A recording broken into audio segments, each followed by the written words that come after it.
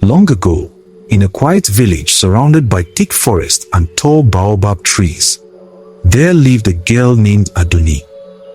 Every evening, as the golden sun melted into darkness, the villagers gathered around a small fire. Drums echoed softly in the distance. Children laughed. Women pounded yam. The scent of roasted corn filled the air. But Adoni was different. While others danced, she watched the road. She was waiting. One night, under a silver full moon, a tall man walked into the village. He wore spotless white cloth. His skin glowed like polished bronze. His voice was smooth like river water. No one had seen him before. The dogs did not bark.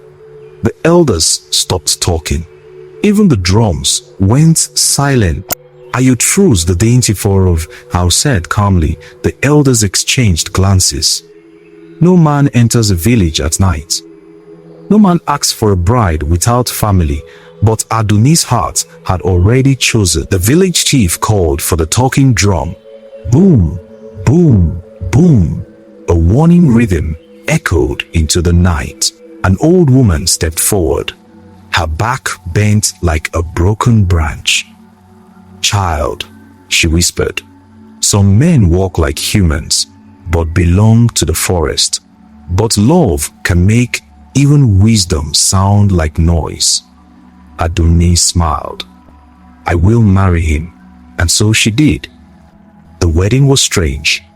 No family came from the stranger's side. No gifts were presented. No ancestral blessings were spoken. Yet, his eyes never left hers. That night, the moon hung unusually large in the sky, and the drums did not play. Days after the wedding, the stranger spoke softly. It is time you see my home.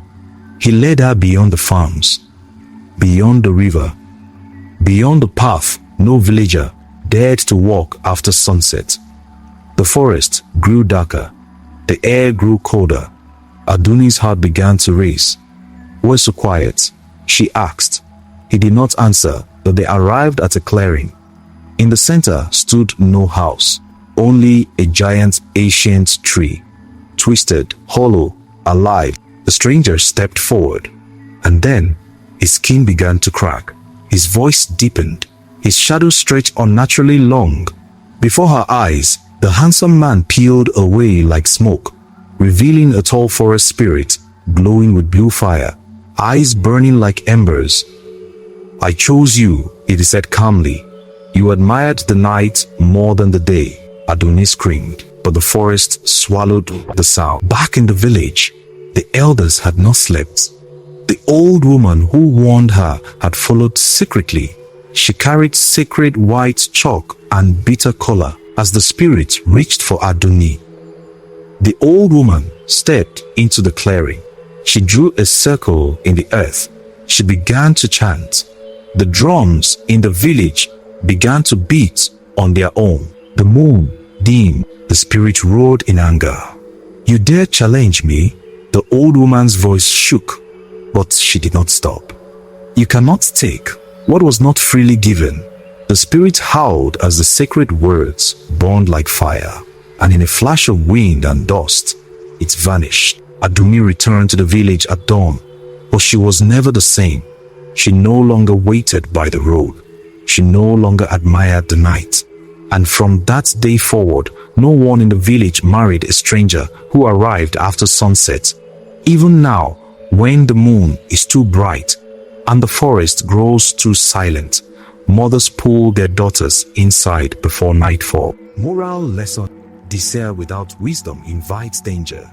Not everything that shines under moonlight belongs in your life. Listen to the elders, for they see what love refuses to see. And that is why, to this day, no bride in that village welcomes a stranger after dark.